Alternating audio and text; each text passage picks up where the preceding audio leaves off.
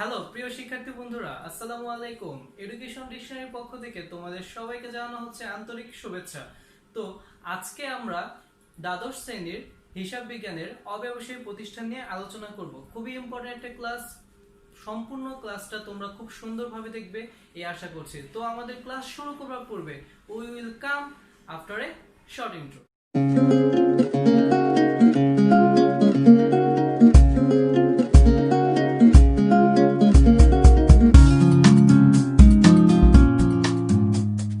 শিক্ষার্থী বন্ধুরা, আজকে যেহেতু আমরা দ্বাদশ শ্রেণীর অব্যবসায়ী প্রতিষ্ঠান নিয়ে আলোচনা করব, তো আলোচনা করবার পূর্বে আমরা যে চ্যাপ্টারটা নিয়ে আলোচনা করছি বা যে চ্যাপ্টারটা নিয়ে আজকে আমাদের নির্ধারিত ক্লাস, সেই চ্যাপ্টারটার যে নামটা, সেই নামটা নিয়ে আমরা একটু আলোচনা করি। যদি আমরা ভালো মতো নামটা যদি না জানতে পারি, তাহলে কি চ্যাপ্টার নিয়ে পড়ছি, কেনই বা পড়ছি, সেটা আমরা বুঝতে পারবো না। সো আমরা আমাদের এই হোয়াইট বোর্ডের দিকে একটু নোটিস করি। আমাদের হোয়াইট বোর্ডের দিকে আমরা এখানে লিখে রেখেছি দ্বাদশ শ্রেণীর অব্যবসায়ী প্রতিষ্ঠান। তো অব্যবসায়ী প্রতিষ্ঠান জিনিসটা কি? আমরা যখন তোমার 9 বা 10 এ ছিলাম, তখন আমরা দেখতাম অ্যাকাউন্টিং এর অনেকগুলো টার্ম নিয়ে আমরা আলোচনা করেছি, কিন্তু আমাদের এই যে টার্মটা ছিল, সেই টার্মটা আমরা আলোচনা ওইভাবে করা হয়নি বা আমাদের ওইভাবে পাঠ্যপুস্তকে লিপিবদ্ধ ছিল না। কিন্তু এখানে আমরা এই বিষয়গুলো একটু একটু করে আলোচনা, হয়তো বা দেখা যাচ্ছে আমাদের ম্যানেজমেন্ট ছিল, সেখানে আমরা একটু একটু করে আলোচনা করে ফেলেছিলাম। যে এখানে ছিল অব্যবসায়ী আর প্রতিষ্ঠান। আমরা আলটিমেটলি ভাবে অব্যবসায়ী মানে কি সেটাও জানি, প্রতিষ্ঠান মানে কি সেটাও আমরা জানি। তো তারপরও তোমাদের সুবিধার্থে আমরা এখানে একটু লিখে নিই অব্যবসায়ী।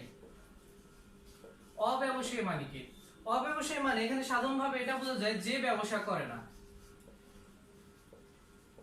তাই তো। এটা হচ্ছে আমরা সাধারণভাবে এটাই বুঝি যে ব্যবসা করে না তাকে অব্যবসায়ী বলে, সেটাই তো। কিন্তু না, আমাদের এই যে চ্যাপ্টারটা আছে, সেই চ্যাপ্টারে আমরা এরকম কোনো কিছুই বোঝাবো না যে ব্যবসা করে না তা নিয়ে আমরা কেন অ্যাকাউন্টিং করব। তো এখানে এই বিষয়টা না, এই ব্যবসা হচ্ছে অব্যবসায়ী প্রতিষ্ঠানের বিষয়টা হচ্ছে কি, এমন এক ধরনের প্রতিষ্ঠান যে প্রতিষ্ঠানের মূল লক্ষ্য তোমার মুনাফা অর্জন করা, সেবা দান করা। ঠিক আছে, এরকম কিছু না যে আমি একটা পণ্য উৎপাদন করছি, সেই উৎপাদিত পণ্য বিক্রি করে আমি কি বছর শেষে কিছু টাকা আয় করব, সেটা না। আমাদের এই প্রতিষ্ঠানগুলোর মৌলিক যে চাহিদা, সেই চাহিদা হচ্ছে জনকল্যাণ সাধন, মুনাফা অর্জন। ঠিক আছে, তো আমরা এখানে কি পেলাম? এখানে আমরা পেলাম জনকল্যাণ ও মুনাফা অর্জন। এটা হচ্ছে আমাদের অব্যবসায়ী প্রতিষ্ঠানের যে রিয়েল যে টার্মটা, সেটা। এখন আমরা যেহেতু এইখানে অব্যবসায়ী প্রতিষ্ঠান নিয়ে আলোচনা করছি, তো এই চ্যাপ্টারে যে ম্যাথগুলো আছে, আজকে আমরা সেই ম্যাথগুলো নিয়ে আলোচনা করব না। আজকে আমরা মৌলিকভাবে যে বিষয়গুলো আছে, যে বৈশিষ্ট্যগুলো আছে, বা এই চ্যাপ্টার থেকে আমরা যা যা পাচ্ছি, সেগুলো নিয়ে আলোচনা করব। আমাদের নেক্সট যে ক্লাসটা থাকবে, সেই ক্লাসে আমরা এখানে ম্যাথমেটিক্যাল যে টার্মগুলো আছে, সেগুলো নিয়ে আলোচনা করব। তো এখানে যেহেতু আমরা অব্যবসায়ী প্রতিষ্ঠানের তোমার যে উদ্দেশ্য বা মৌলিক চাহিদাগুলো আছে, সেগুলো নিয়ে আমরা আজকে আলোচনা করার ক্লাসটা শুরু করেছি, সেটাই আমরা এখানে আলোচনা করবার পূর্বে আমরা এটা একটু হাইলাইট করে নেই যে এই চ্যাপ্টারের মধ্যে আসলে আছে কি বা থাকে কি। তো এখানে আমরা একটা কাজ করি, সেখানে এটা না করে আমরা এই চ্যাপ্টারে অন্তর্ভুক্ত কি কি আছে এটা আমরা একটু দেখি। এই চ্যাপ্টারে আমাদের অন্তর্ভুক্ত বিষয়গুলো আমরা দেখি। প্রথমে এই চ্যাপ্টার থেকে আমাদের পড়তে হয় প্রাপ্তি ও প্রদান হিসাব। ঠিক আছে, তারপরে করতে হয় মূলধন তহবিল নির্ণয়। ঠিক আছে, তারপরে করতে হয় আমাদের আয় ও ব্যয় হিসাব। আর লাস্টে হচ্ছে আমাদের করতে হয় উদ্বৃত্ত পত্র, যেটাকে আমরা ফাইনাল অ্যাকাউন্ট বলি। তো আমাদের এই অব্যবসায়ী প্রতিষ্ঠানের সাথে আমরা নবম দশম শ্রেণীতে যখন আর্থিক অবস্থার বিবরণী করেছি, আর্থিক অবস্থার বিবরণী করেছি, তার সাথে সম্পূর্ণই একটি মিল আছে। কারণ আমরা দেখা যাচ্ছে আর্থিক অবস্থার বিবরণীতে এই আয় ব্যয় করেছি, উদ্বৃত্ত পত্র করেছি, মূলধন তহবিলও করেছি, কিন্তু করিনি হচ্ছে আমাদের প্রাপ্তি প্রদান হিসাবটা। এর জন্য আমাদের সম্পূর্ণটা মিল নেই, কিছুটা মিল আছে, সেটা আমরা বলতেই পারি। তো যেহেতু আমাদের এই অন্তর্ভুক্ত বিষয়গুলো আছে, সেই অন্তর্ভুক্ত বিষয়গুলো আমরা কিভাবে নির্ণয় করব, সেটা আমরা আজকে একটু আলোচনা করব। তো আমরা একটা কাজ করি, 2 3 4 এই তিনটা টার্ম আমরা মুছে দিই। আমরা আগে প্রাপ্তি প্রদানে আসি। তো প্রাপ্তি প্রদানে আমাদের কিভাবে কি হয় সেটা একটু দেখি। তো প্রাপ্তি প্রদান হিসাবে আমাদের যা যা থাকে সেটা একটু দেখি। একটা হচ্ছে মূলধন জাতীয় আয়, মূলধন জাতীয় ব্যয়, তারপর হচ্ছে প্রারম্ভিক ও সমাপনী মূলধন,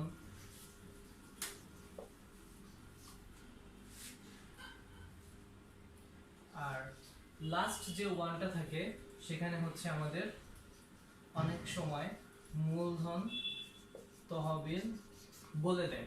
তো এখন কথা হচ্ছে আমাদের এই প্রাপ্তি প্রদান হিসাবে এই বিষয়গুলো আমাদের এই অঙ্কে থাকে, সেটা হচ্ছে মূলধন তহবিল নির্ণয় করতে হবে, তারপর মূলধন জাতীয় আয় নির্ণয় করতে হবে, ব্যয় নির্ণয় করতে হবে, প্রারম্ভিক সমাপনী মূলধন ডিরেক্টলি দেওয়া থাকবে, সমাপনী প্লাস প্রারম্ভিক, আরটা হচ্ছে মূলধন তহবিল নির্ণয় করতে হতে পারে। এটা হচ্ছে প্রাপ্তি প্রদান হিসাবে। এখন আমাদের আরেকটা যে টার্ম আমরা এখানে লিখেছিলাম সেটা হচ্ছে আয় ও ব্যয় হিসাব।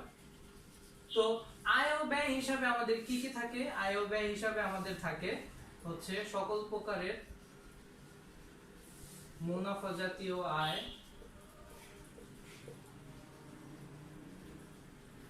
মুনাফা জাতীয় ব্যয়, তারপর হচ্ছে তোমরা বলতে পারো যে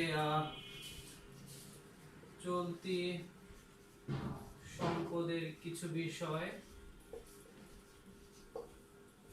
আর আরেকটা সবচেয়ে ইম্পর্টেন্ট যে বিষয়টা আমাদের আয় ব্যয়ে থাকে সেটা হচ্ছে আমাদের অবচয়। ঠিক আছে, তো এই বিষয়গুলা এই দুইটা টার্ম আমরা এখন একটুখানি দেখি। তো প্রাপ্তি প্রদান আর আয় ব্যয়, এখন অনেক স্টুডেন্টদের থাকে, বা আমিও যখন স্টুডেন্ট ছিলাম তখন আমার এরকম একটা কোশ্চেন ছিল যে প্রাপ্তি প্রদান আর আয় ব্যয় দুইটা তো একই জিনিস, তাহলে কেন আমরা এটাকে পার্থক্য করছি? না, আয় ব্যয় এবং প্রাপ্তি প্রদান দুইটা অবশ্যই একই জিনিস না। কেন একই জিনিস না সেটা আমি একটু বলি। কারণটা হচ্ছে প্রাপ্তি প্রদান মানে কি? প্রাপ্তি প্রদান মানে হচ্ছে প্রাপ্তি মানে পাবো, আর প্রদান মানে দিয়েছি। ঠিক আছে, তো পাবো আর দিয়েছি এই দুইটার মধ্যে একটা পার্থক্য আছে। ঠিক আছে, পার্থক্যটা কি? পার্থক্যটা হচ্ছে এমনও হতে পারে যে টাকাটা আমি পাইনি, বা এমনও আছে টাকাটা আমি পেয়েছি, কিন্তু যে টাকাটা আমি পেয়েছি বা যে টাকাটা আমি পাবো সেই টাকার অ্যামাউন্টটা অবশ্যই একটু বেশি পরিমাণের হবে। যেমন এখানে আমি বলেছি মূলধন জাতীয় আয়, ওই যে 10 টাকা 20 টাকা বা 100 টাকা এরকম হবে না, সেটাই আমাদের মূলধন জাতীয় প্রাপ্তি হবে বা প্রাপ্তিতে আসবে। সেটা হচ্ছে যেখানে আমাদের টাকার অঙ্কটা বেশি থাকবে। ঠিক আছে, ঠিক আলটিমেটলি প্রদানেও একই কথা, যেখানে আমার টাকার অঙ্ক বেশি থাকবে সেটা হচ্ছে আমাদের মূলধন জাতীয় প্রদান। এখন এটাও থেকে আরেকটু ইজিলি বোঝায়, সেটা হচ্ছে আমরা জানি মূলধন জাতীয় যে হিসাবগুলো আছে সেই সবকিছু আমাদের কি 1 বছরের বেশি সময় ধরে নির্ণয় করা হয়। আর এখানে যেহেতু আমি এখানে মুনাফা জাতীয় আয় ব্যয় লিখেছিলাম, আমরা এটা জানি যে মুনাফা জাতীয় যে হিসাবগুলো সেগুলো 1 বছরের কম। তো এর জন্যই আমাদের এই প্রাপ্তি প্রদান আর আয় ব্যয়ের যে হিসাবটা সেটা করা হয়। সবসময় মনে রাখবে প্রাপ্তি প্রদানে আমাদের মূলধন জাতীয় আয়, মূলধন জাতীয় ব্যয়ই বসবে। ঠিক আছে, যেগুলো টাকার অঙ্ক বেশি থাকবে, সিম্পল হিসাব 1 বছরের বেশি সময় ধরে। আর মুনাফা জাতীয়তে যেটা 1 বছরের কম সময়, যেমন তুমি কি করেছো, এখন রাস্তায় গিয়েছো, রাস্তায় যে 100 টাকা দিয়ে একটা ছোট একটা চকলেট খেয়েছো, সেই চকলেটটা কি তুমি 1 বছর ধরে খাবা? না, সেই চকলেটের দামটা তুমি 1 বছর ধরে পরিশোধ করবা? অবশ্যই না। সেই চকলেটের টাকাটা তুমি দোকানদারকে এখনই দিবা, চকলেটটা যখন নিচ্ছ তখন দিবা। মানে কি, তোমার বাই ওয়ান গেট ওয়ান, তুমি বাই করতে যাচ্ছ সে তোমাকে দিয়ে দিচ্ছে, এটাই তো টার্ম। ঠিক আছে, তো এই যে হিসাবগুলো সেগুলো হচ্ছে আমাদের মুনাফা জাতীয় আয় আর মুনাফা জাতীয় ব্যয়। এখন যদি বলো যে স্যার এখানে আপনি মুনাফা জাতীয় বুঝালেন, মূলধন জাতীয় কেন বুঝালেন না? মূলধন জাতীয় এখন বুঝাচ্ছি। এখন ধরো তুমি কি করেছো, তোমার বাসায় তুমি একটা কিনেছো, ফ্রিজ কিনেছো, সাপোজ তোমাদের ফ্রিজটা নষ্ট হয়ে গেছে, তুমি একটা ফ্রিজ কিনেছো। সেই ফ্রিজটা কি তুমি প্রতিদিন কিনবা? অবশ্যই না। সেই ফ্রিজটা তুমি একবারে কিনবা, এবং সেই ফ্রিজের যে মূল্যটা সেটা এমন হতে পারে তুমি কিস্তিতে দিতে পারো, এমন হতে পারে তুমি এককালীনও দিতে পারো, কিন্তু সেটা ব্যবহৃত সময় কিন্তু 1 বছরের বেশি সময় ধরে যাচ্ছে। তো ফ্রিজটা যখন কিনেছো তখন কি তুমি তাকে কি টাকা পেয়েছো না টাকা দিয়েছো? অবশ্যই তুমি টাকাটা তাকে দিয়েছো। আর ফ্রিজটা কি তোমার জন্য সম্পদ, তুমি একটি সম্পদ ক্রয় করেছো। যেহেতু সম্পদ ক্রয় করেছো এবং টাকাটা তাকে দিয়ে দিয়েছো আবার ব্যবহারও করছো 1 বছরের বেশি, তাহলে এটা হচ্ছে আমাদের মূলধন জাতীয় ব্যয়। ঠিক আছে, আর তোমার প্রাপ্তি যে টাকাটা, সেই প্রাপ্তি টাকাটা আমি এখানে তোমাদেরকে বলি, সেটা হচ্ছে ধরো তুমি কি করেছো, অনুদান, তোমাকে অন্য একটি প্রতিষ্ঠান থেকে কিছু টাকা অনুদান দেওয়া হয়েছে। অনুদান, ঠিক আছে, অনুদান মানে তো আমরা সবাই জানি যে তোমার প্রতিষ্ঠানে ধরো মনে করো প্রতিষ্ঠানটাকে আরেকটু বেশি সামনের দিকে নিয়ে যাওয়ার জন্য বা অগ্রসর করার জন্য অন্য একটি প্রতিষ্ঠান বা অন্য একটি ব্যক্তি স্বার্থ তোমাকে কিছু টাকা প্রতিষ্ঠানে দিয়েছে, নট একজন পার্সনকে, একটা প্রতিষ্ঠানকে দিয়েছে। সেই প্রতিষ্ঠানের এইটা কি অতিরিক্ত মূলধন হিসাবে আমাদের কাউন্ট হয়। যখন আমরা এই চ্যাপ্টারের ম্যাথগুলো করব তখন আমরা এই জিনিসগুলো ভালো মতো একটু জানবো। ঠিক আছে, যেহেতু এখানে তোমাকে অনুদান দিয়েছে এবং অনুদান দিলে তোমার প্রতিষ্ঠানের মূলধনের পরিমাণ বৃদ্ধি পায়, সেটা আর সেই অনুদানটা কি তোমাকে অবশ্যই 10 টাকা 20 টাকা না, একটি নির্দিষ্ট টাকা বা একটি বিশাল অ্যামাউন্টই তো অনুদান মানুষ দেয়। ঠিক আছে, তো এই টাকাটা যেহেতু টাকার অঙ্কে বেশি এবং 1 বছরের বেশি সময় ধরে এটা তোমরা ব্যবহার করবে, সেটা হচ্ছে আমাদের মূলধন জাতীয় প্রাপ্তি।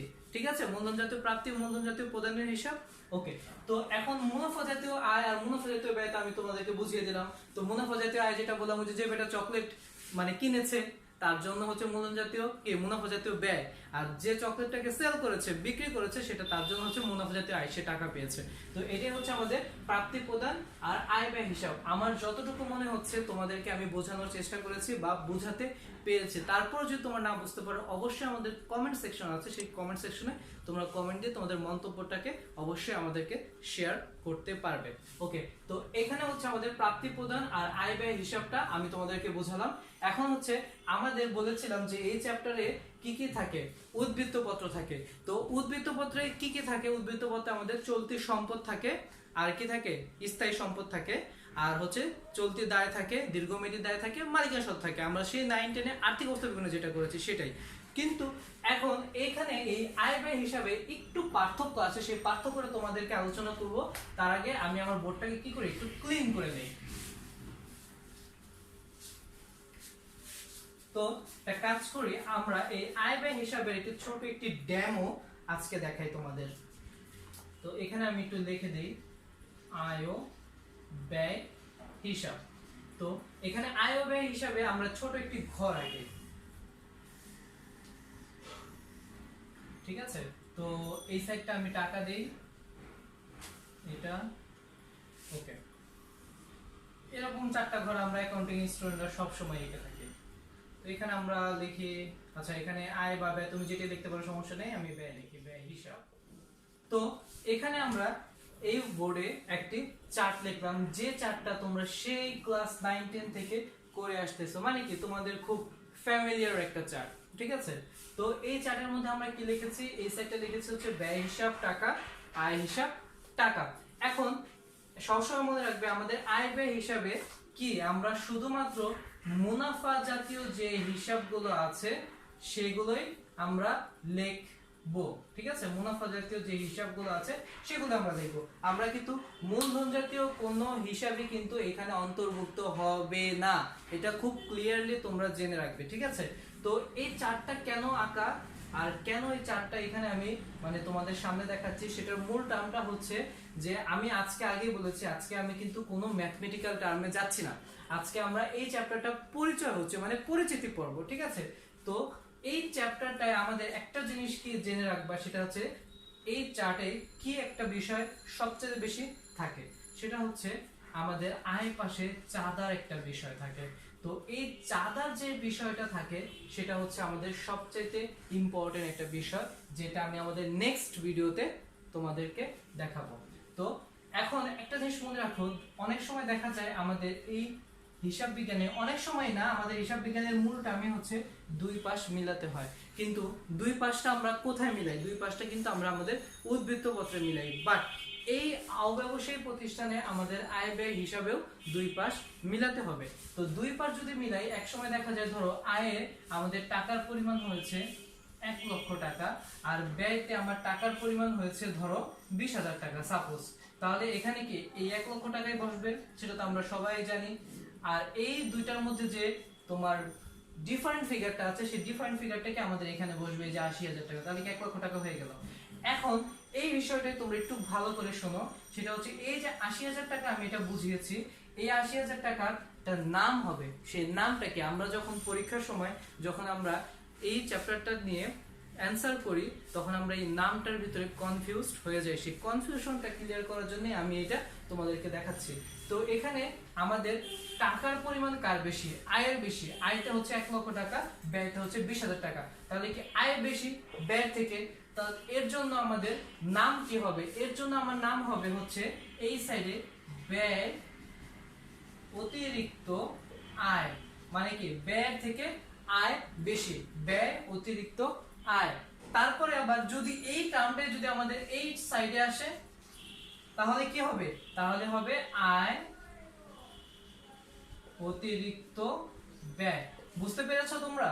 এখানে যেহেতু আমাদের প্রথম টার্মে কি হয়েছে, ব্যয় অতিরিক্ত আয়, মানে কি ব্যয়ের থেকে আয় বেশি, তাহলে তার জন্য আমার নাম হয়েছে ব্যয় অতিরিক্ত আয়। কিন্তু যদি আমার কি হয়, আয়ের থেকে ব্যয় বেশি হয় তাহলে কি হবে? আয় অতিরিক্ত ব্যয়।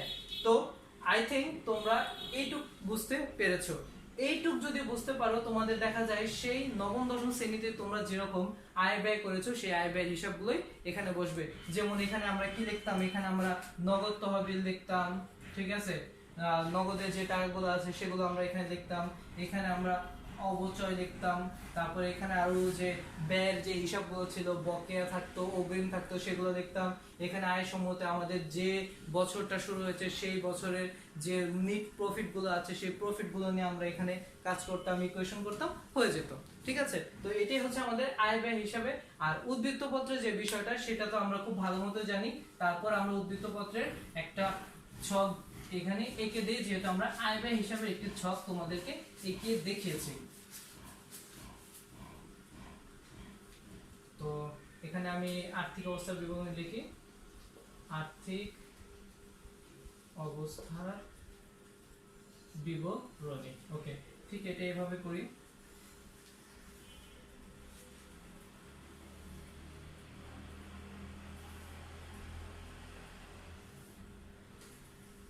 আচ্ছা, তো এখানে লিখি আমি সম্পদ সমূহ,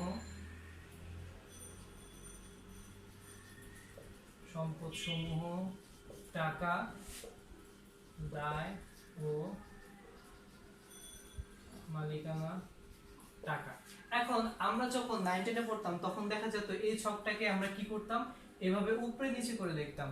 কিন্তু এখন এই প্রক্রিয়াগুলোকে একটু ডিফারেন্ট হয়েছে, ছকটা চেঞ্জ হয়ে গেছে, অন্য একটা নিয়মে এসেছে। তো আমরা এখন এই নিয়মটাই সবচেয়ে বেশি ফলো করি।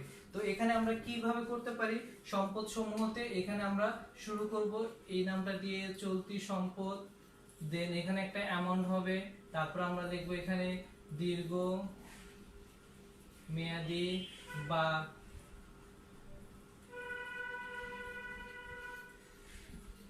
স্থায়ী সম্পদ, এখানে একটা অ্যামাউন্ট বসবে, এই দুইটা মিলে একটা অ্যামাউন্ট বসবে। তারপরে দায় পাশে আমরা এখানে লিখবো হচ্ছে চলতি দায়, এখানে লিখবো হচ্ছে দীর্ঘমেয়াদী দায়। ঠিক আছে, আর এখান থেকে একটা অ্যামাউন্ট বসবে, তার সাথে আমরা কি করব, যোগ মালিকানা সত্ত্ব। মালিকানা সত্ত্বে আমাদের যা বসে, মূলধন বসে, নিট লাভ বা ক্ষতি যেটা হোক, যোগ বা বিয়োগ সেটা হচ্ছে নিট লাভ বা ক্ষতি বসে, বাদ হচ্ছে উত্তোলন হয়, বাদ আয়কর বসে। তো এই যে টার্মগুলো আছে, আরো অনেক কিছু বসতে পারে, এই যে টার্মগুলো আছে সেই টার্মগুলো নিয়ে একটা অ্যামাউন্ট বসে, এখানের অ্যামাউন্ট এখানের অ্যামাউন্ট দুইটা যদি সমান হয়ে যায়, সেম হয়ে যায়, তখন আমরা বুঝে নিই এটা হচ্ছে আমাদের অ্যাকাউন্টটা ঠিক হয়েছে। তো এতটুকু হচ্ছে আমাদের অব্যবসায়ী প্রতিষ্ঠানের যে আজকের যে পাঠ্য বিষয়টা সেটা। ঠিক আছে, তো আমার যতটুকু মনে হচ্ছে তোমরা এখান থেকে একটু হলেও জ্ঞান অর্জন করতে পেরেছো যে আমরা আসলে কোন চ্যাপ্টার নিয়ে সামনের দিকে অগ্রসর হচ্ছি। তো এই ক্লাসটা অবশ্যই খুব ভালো মতো দেখবে। যদি এই ক্লাসটা ভালো মতো না দেখে থাকো তাহলে আমাদের নেক্সট যে ক্লাসটা থাকবে, যেদিন আমরা ম্যাথমেটিক্যাল টার্ম করাবো, সেদিন তোমরা দেখা যাবে ছক নিয়ে প্রবলেম হবে, কোনটা কোন হিসাবে বসবে সেটা নিয়ে প্রবলেম হবে। তো আমরা চাচ্ছি না আমাদের সামনে দিকে কোনো প্রবলেম হোক, তার জন্য আমরা অবশ্যই এই ভিডিওটা দেখব। তারপরে আমরা নেক্সট ক্লাসে সবাই খুব সুন্দরভাবে বসে ক্লাসটা করব, যেন আমাদের নেক্সট ক্লাসে এই চ্যাপ্টারটা শেষ হয়ে যায়। এই চ্যাপ্টার থেকে কিন্তু অবশ্যই অ্যাকাউন্টিং দ্বিতীয় পত্রে কোশ্চেন থাকবেই। তো অবশ্যই আমরা এটা মিস করছি না। ঠিক আছে, তো শিক্ষার্থী বন্ধুরা, আজকে এই এতটুকু নিয়ে আমরা ক্লাসটা শেষ করছি। আমাদের দেখা হবে আমাদের পরবর্তী যে ক্লাসটা সেই ক্লাসে। সো আমি সব সময় আমার ক্লাস শেষে যে কথাটা বলি, always stay home, stay safe, be perfect. ধন্যবাদ।